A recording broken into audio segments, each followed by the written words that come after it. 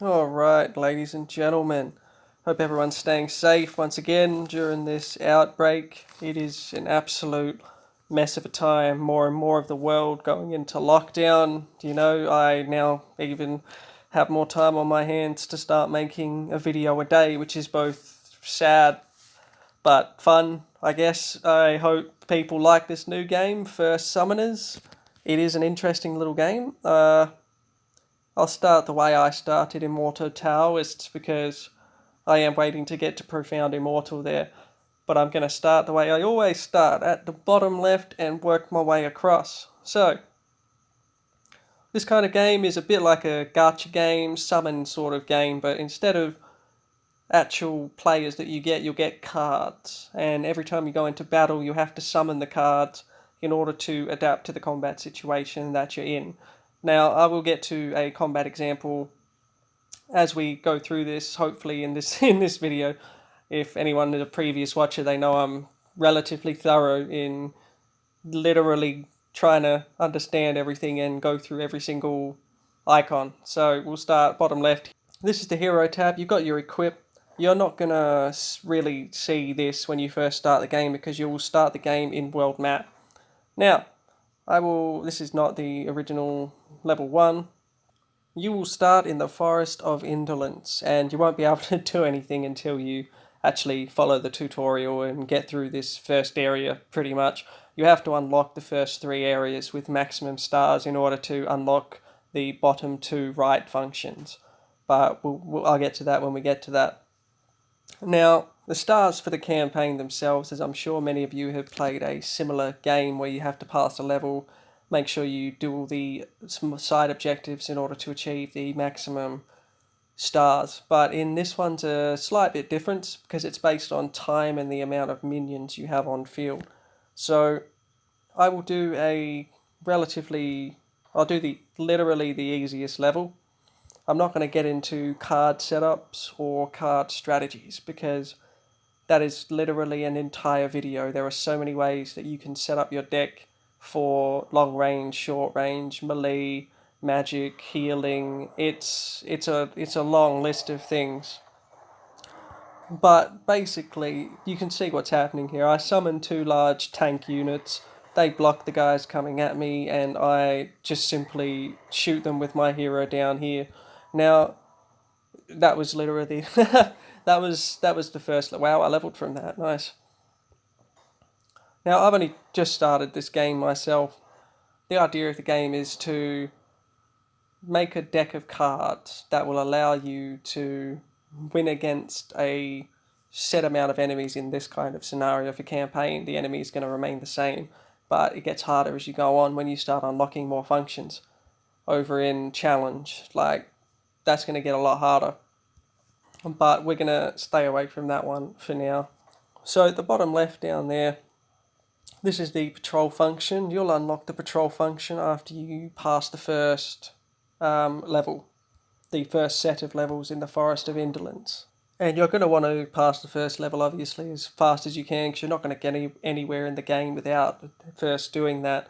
But this game, I have to say, is quite generous in the way it rewards you, because every day you do get sent in mail free cards. It'll be a random amount of cards that you can get, and I will go into cards quickly. Now, there are a lot of cards that you can get. Each of them performs a different function. Some are magic spells, some are tank units, some are magic range units, some are disposable units that explode on impact or something, some are sniper units, some summon 10 of them, 10 people at a time. They all have a specific purpose, and of course, increase in rarity. Obviously, you got common, white, uncommon, green, rare, blue, epic, purple, and legendary, yellow.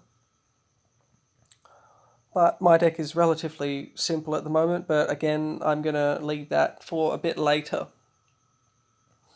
Going back into the world map with these stars, when you first start, you'll see, obviously, you've got your first clear rewards that you get for every time you pass one of these levels.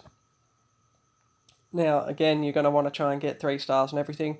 The first level is going to be very easy to breeze through, because at the bottom right, that's where you get your first clear rewards, and there'll be a little icon in the top left where you can claim your first clear rewards.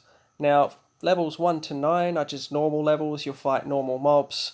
You have a boss monster every now and then, but it will be pretty easy.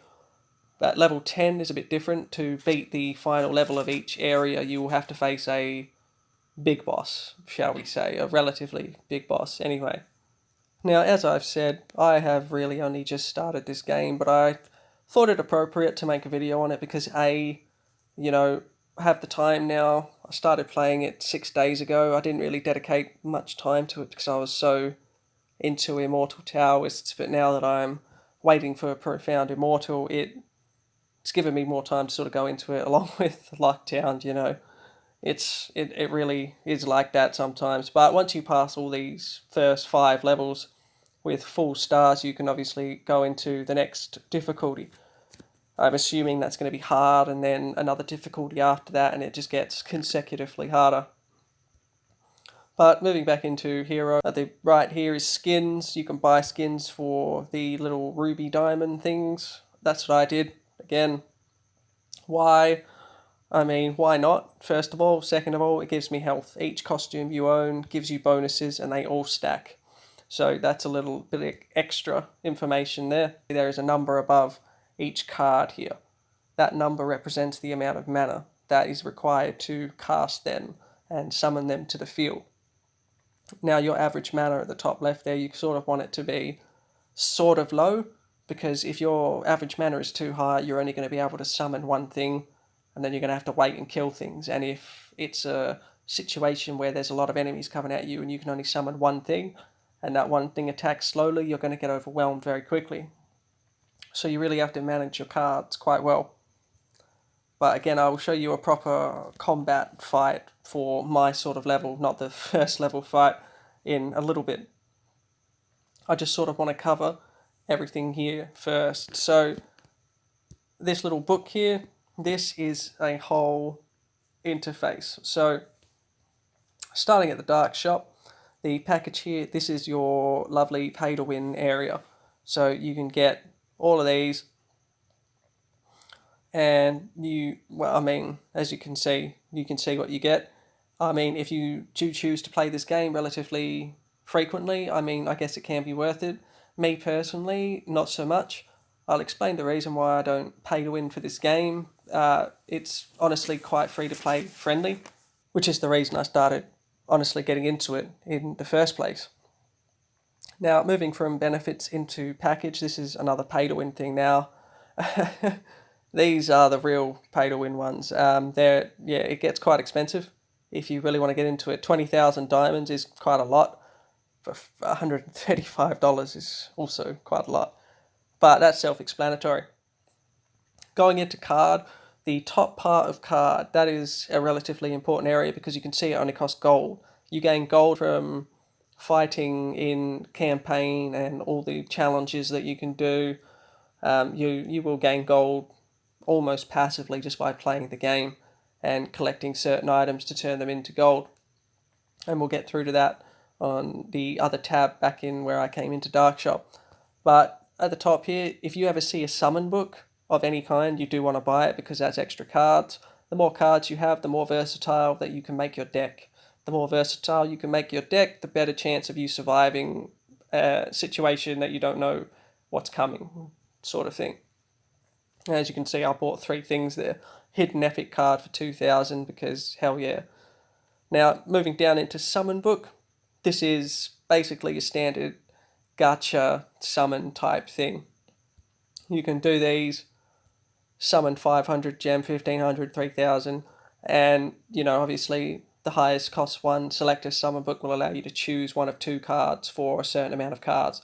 Then that's probably the best one. I actually haven't spent any gem summoning cards because honestly I kind of like the skins on the cards themselves. When you summon them, you can change the skins on them, and that costs diamonds, so I'm sort of just saving for that as opposed to actually summoning cards. Now, I don't recommend doing that. Obviously, I recommend if you save up enough, then you do get these Dark Summon books, Book of Balances, and the selective summons.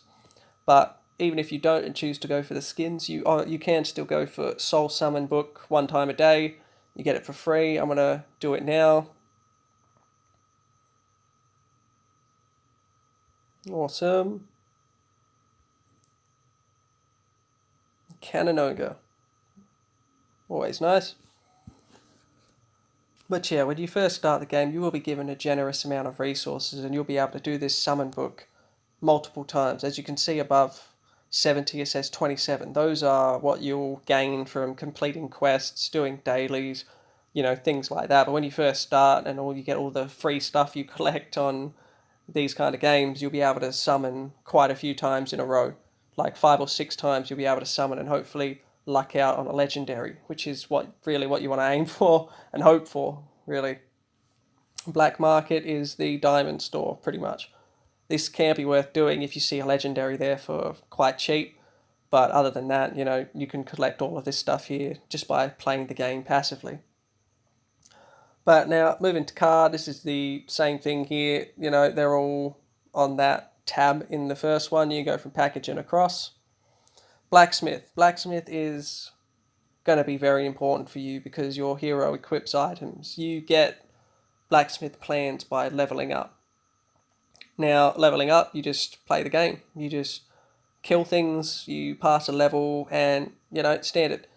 And you always want to be tiering up your equipment. Even if you have a level 1 legendary, but you can get a level 2 purple hood, you're going to want to get the level 2 purple hood because its stats are just going to be better. That's the way this game works. You're always going to be tiering up and trying to get better equipment. I'm not going to go into the materials themselves just yet, but modify is when you select an item, you see total summon link health. Now, I have modified all my items to give me only either hero stats, total health, total attack, or total defense, simply because I use such a diverse range of cards. I don't use certain specific cards more than I use any other cards, so I figured I would just go for all-out attack, all-out defense, so I could have all my cards scale up in strength, as opposed to just focusing on one, because maybe that would put me at a disadvantage later on in the game. But that's just my thoughts on it there. I won't show you each piece of equipment, because that'll probably take up a bit too much time. Dismantle is going to be where you get your materials. As I said before, I come into the materials now. Dismantling equipment is going to be where you get your materials to begin crafting these items. As you can see, I need 13 common ones, 6 uncommon ones, and I can create this new necklace. But I will do that off screen a little bit, or maybe I'll do that a bit later, because this is the first time I have done a new game, and I'm hoping that it's, I'm not doing too terribly at explaining it. But Alchemy Shop, materials, same thing here. This is where you store all your materials, basically. I have a few legendary materials, but I can't use it simply because I can't actually do anything with it because I'm not high enough level. I'm only level 24. I played maybe an hour a day for 4 or 5 days. It's really not much for this kind of game because it's definitely not an idle game. It is a on your toes, react to the situation as it happens kind of game.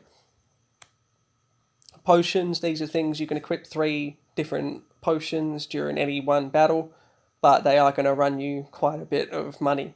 And I do recommend getting them because you are only going to use them during either large boss battles or challenges. And you're going to be doing challenges quite a bit because, we'll get to that. Extract gold is what I was talking about before. You will get these from doing the challenges and chaos rifts. We'll again get to that. I apologize if I'm confusing you. There's quite a lot to cover in a very short time. What I can say is that when you do get these, don't bother getting extract gold small. Always go for extract gold medium because you have a higher chance at getting a great success, which will give you 50% more money. And when you do medium gold exchange, it's 10,000 gold plus 5,000, you have a lot of gold. I have a lot of gold for my level and I use a lot of gold all the time, but that's because I don't quite play as much as I suppose I should for this kind of game. But gem store, Obviously, you've got buying diamonds straight up. If you're going to spend money on this game, honestly speaking, don't come here. Go and buy a package. You'll get more for your money. And then you've got the gold store. You transfer gems into gold. Again, not worth it at all. 100 gems is worth so much more than 2,000 gold. But personal opinion, depends how much you need gold. So special shop skins. These are the skins of the different cards that you can get. It is quite cool. Like, the skins are hilarious. They're honestly why I'm saving up. You get flying kitties. An elder wizard turns into a random princess wizard. They're just great. I'm just picturing an entire army filled with these anime-esque sort of skins. It'd be hilarious. The last special shop is wheel. You get to spin the wheel once a day for free. You know, you get a card. It's always nice. Worth doing, in my opinion. Free cards, awesome. And you can spin it as many times as you have the soul things, these soul stones. Now, I don't recommend spinning this unless there's a legendary on the wheel, because 70 of these will get you a summon in the other interface, and it's really not worth doing 10 spins here when you can get a full summon with a chance of a legendary in the other interface. But that about sums up the shop tab.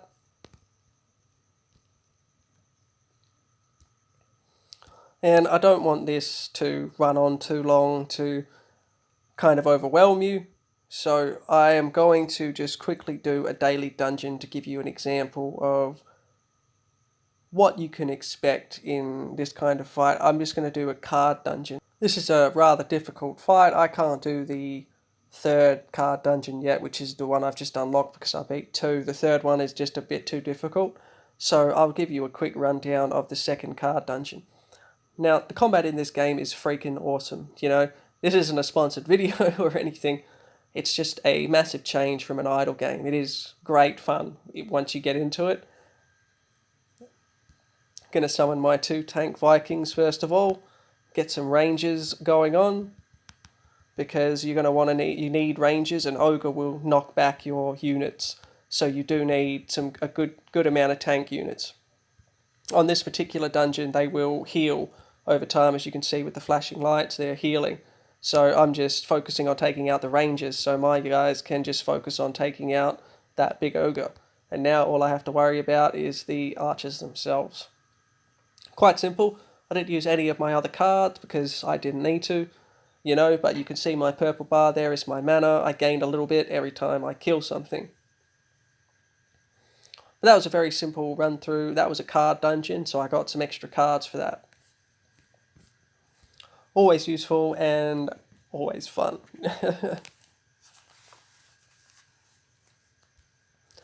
So yeah, I will leave you on that for now. If you are interested in this game, I highly recommend just downloading it. Give it a go. I will have the next video out tomorrow.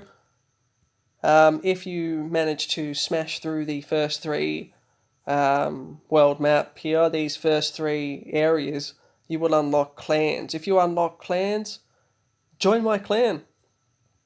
My clan names is Monarchs. Just apply and I will accept.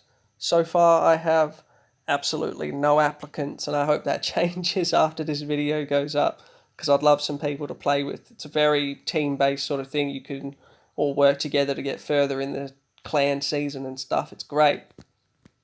But as always, subscribe, and for the love of God, enjoy your day.